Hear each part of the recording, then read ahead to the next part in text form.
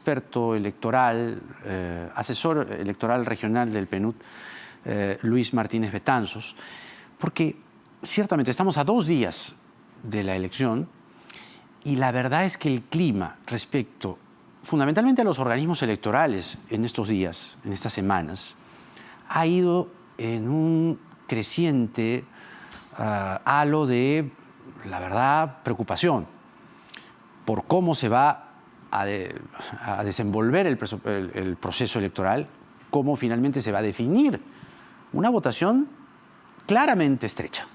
No queda duda de ello. Luis Martínez Betanzos está con nosotros. Luis, ¿cómo le va? Buenas noches, bienvenido. Hola, muy buenas noches a ti y a tu audiencia. Muchas gracias por invitarme. No, gracias a usted por su presencia.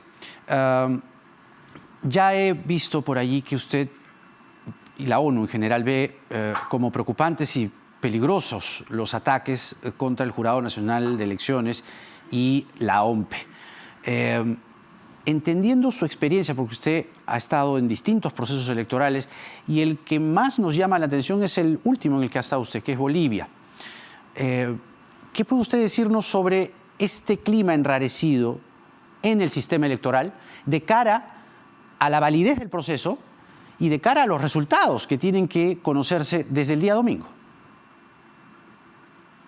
Bueno, pues obviamente no es bueno que se ataque al árbitro, ¿verdad? Es muy importante la institucionalidad, la credibilidad de aquel que rige las elecciones, que las gobierna, ¿no? Probablemente no es bueno ni aquí ni en ningún otro país que exponga en duda a los órganos electorales, ¿no? Cuando en realidad, desde nuestro punto de vista, están haciendo un muy buen trabajo, que ya lo han demostrado en la primera vuelta. Las elecciones son un proceso muy largo, llevan muchos meses de preparación. Y indudablemente, si alguien tiene dudas sobre los órganos electorales, tienen la capacidad de denunciarlo, ¿no? Existen protocolos para ello. Aquí existe un sistema de justicia electoral fuerte. Claro. Si alguien tiene dudas, tiene que ir por esos canales. Claro.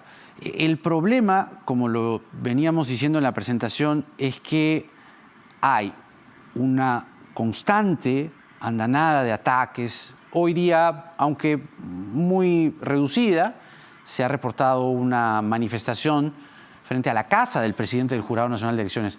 Algo que, la verdad, que yo recuerde, pocas veces se había visto en nuestro país. En el contexto en el que estamos hoy, ¿usted ve un peligro en ciernes de cara al día domingo como observador, como experto electoral? Usted que ha visto tantas elecciones, ¿qué hace a esta elección particular o singular desde su punto de vista? No, yo la verdad es que el escenario que contemplo más posible es que se desarrollen las elecciones con total normalidad y que es muy posible que haya un resultado muy ajustado, pero vemos unos órganos sólidos que darán el resultado y creemos que la población lo aceptará como es, ¿no? Y los candidatos en buena lid tendrán que aceptar la victoria y la nueva responsabilidad y la derrota, ¿no? Nuestro escenario es que el proceso se desarrollará con normalidad y que los resultados serán aceptados. Yo quisiera conversar con usted sobre la definición de la palabra fraude y qué es lo que abarca completamente. Cuando uno habla de fraude, tiene que mirar no solamente los organismos electorales, son un conjunto de instituciones que juegan y abonan para que sea un fraude como tal o se constituya un fraude como tal. Y se lo pregunto porque desde las 2 orillas, ¿no?, se está sembrando esa idea. Primero los ataques al presidente del Jurado Nacional de Elecciones, que la cancha está desnivelada. Hoy día, en el mitin de la señora Fujimori, han vuelto a decir eso. Una señorita que entró al lado de la señora Keiko Fujimori dijo, sí, porque la cancha está desnivelada. Un señor ayer, que es congresista, aquí en este programa, dijo que la cancha está desnivelada en favor de Castillo. ¿Se da cuenta? Entonces son los dos, o desde los 2 lados, que se dice que la cancha está desnivelada, jugando o sembrando la idea del fraude. Un fraude en sí mismo, ¿qué instituciones participan para que este sea un fraude como tal? Bueno, para nosotros un fraude, para la gente que trabaja en elecciones, es la orquestación, ¿no?, de un cambio de resultados, ¿no? Y es una orquestación que es previa al día de la votación, ¿no?, en alguna de sus fases. Puede ser en el padrón, puede ser en no registrar ciertos candidatos, o simplemente en cambiar la votación, ¿no?, en la tabulación, por ejemplo, manipulación de mesas, etc. O sea, cometer un fraude es muy complicado, es muy costoso, necesita muchísima preparación, muchísima organización, muchísima logística y muchísima gente que está dispuesta a guardar silencio. Hay muy pocos fraudes orquestados a día de hoy. Lo que sí que hay es irregularidades, ¿no? Además, los fraudes normalmente, no únicamente, pero normalmente los fraudes vienen orquestados del Ejecutivo, ¿no? Vienen del Ejecutivo y el brazo ejecutor es el órgano electoral. Ajá.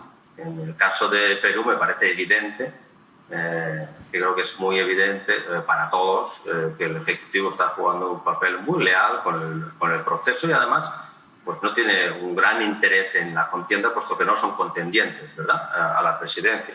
Con lo cual, ese gran posible ejecutor o promotor de un fraude no existe en Perú, ¿no? Entonces, la pregunta que me haría en el caso de Perú es quién, ¿no? ¿Quién es el organizador, quién es el promotor de un posible fraude? Esto último que usted dice es muy interesante, es decir, un fraude, ¿no?, con todas sus letras, pues es dirigido, es comandado desde el poder de turno, no desde un organismo electoral como el jurado, ¿no? No únicamente, pero sí. La mayoría de los fraudes históricos que conocemos vienen de aquel que está en el poder, que quiere perpetuarse, ¿no? También puede ser, por supuesto, de grupos de oposición que están muy firmes en los territorios, ¿verdad? Y hay fraudes parciales, etc. Pero sí, normalmente vienen del Ejecutivo, ¿no? Esa es la tradición histórica, sí. Por ejemplo, el ex candidato Rafael López Aliaga, a través de una cuenta llamada Rafael López Aliaga Team, ha dicho que existen denuncias de falsificación de actas, existen firmas falsas, se solicitó un reconteo. Esto solo fue en la primera vuelta. Esto en respuesta a un tuit de una entrevista suya. Se aconseja, dice, no minimizar las denuncias. ¿Han mirado también estas observaciones que hace el señor López Aliaga? Bueno, estas irregularidades que menciona el candidato sí se produjeron, ¿no? Se produjeron y están algunas ya resueltas y otras bajo investigación por el Jurado Nacional. Una irregularidad que siempre se da en las elecciones y también se van a dar en esta segunda fase de las presidenciales son errores que se cometen en algún momento del proceso electoral. En este caso estamos hablando, usted mencionaba actas, ¿no? Pues las actas en el día de elección son cerca de 800.000. Cerca de 800.000 actas manipuladas por varios cientos de miles de ciudadanos que tienen unas capacitaciones y unos entrenamientos muy limitados, ¿verdad? Entonces, que se cometan errores en las cuentas o que uno no firme o que firme en un lugar erróneo, eso automáticamente se convierte en irregularidad, ¿no? Pero no quiere decir que sea dolosa, quiere decir que tenga una intencionalidad de cometer un fraude. Es que eso, precisamente lo que usted está diciendo, esas irregularidades que, a ver, usted ilumínenos, existen en todo proceso en el mundo. Es decir, existe la posibilidad del error porque, vamos, quienes hacen los procesos electorales son seres humanos, ¿no? Comenzando por ahí. Por supuesto. ¿No? Pero ¿cuánto de eso que son irregularidades, hechos aislados, se pueden sumar y decir fraude? ¿O no funciona así? Bueno, todas las irregularidades tienen que ser identificadas y tienen que ser anotadas, ¿verdad? Y para eso están los agentes políticos en las mesas electorales, ¿no? Ellos tienen que denunciarlo, tienen que hacer estas anotaciones en las actas y ahí es donde está la justicia electoral para actuar, ¿verdad? Los tribunales especiales que tienen ustedes y en última instancia pues el jurado si fuera necesario. Pero sí que en las actas hay errores, es bastante son la minoría, indudablemente, son la minoría de las actas en Perú y en cualquier país, pero las hay. Estamos hablando de cientos y no miles en cualquier país de las dimensiones del Perú. Y luego se corrigen. Indudablemente hay un proceso donde estas actas son corregidas y entran de nuevo en la computadora. Dígame una cosa. Por ejemplo, con este clima tan enrarecido, organismos electorales como la OMPE, que son o es el encargado o la encargada de comunicar los resultados. Entiendo que a partir de las 11, 11:30 de la noche van a comenzar los resultados. Decíamos y coincidimos en que el resultado va a ser muy apretado y al final van a llegar los votos del extranjero y los votos rurales, que es lo que al final corona, ¿no? O quien corone va a ser el que reciba más votos de lo extranjero o el voto rural. Entre el boca de urna, el conteo rápido, ¿qué deberían hacer? Por ejemplo, ¿qué debería hacer la OMPE? ¿Cómo debería comunicar la OMPE los resultados? ¿Hay algo particular en este contexto en el que estamos viviendo para usted que se debería hacer? Bueno, la verdad es que es complejo, ¿no? Obviamente aquí hay que mirar mucho cuál es la tradición del voto, ¿no? O sea, qué se espera de ciertas áreas, regiones, etcétera, ¿no? Qué se espera del extranjero, que en el caso de Perú es muy alto, es el 4%, ¿verdad? Exacto. Aquí creo que se espera el martes. El martes debería empezar a computarse el voto en el extranjero, ¿no? Y durante lo que hay que hacer es ilustrar a los ciudadanos y a los medios de comunicación que hacéis el trabajo de voceros, ¿no? Del proceso. La gente tiene que entender, ¿no?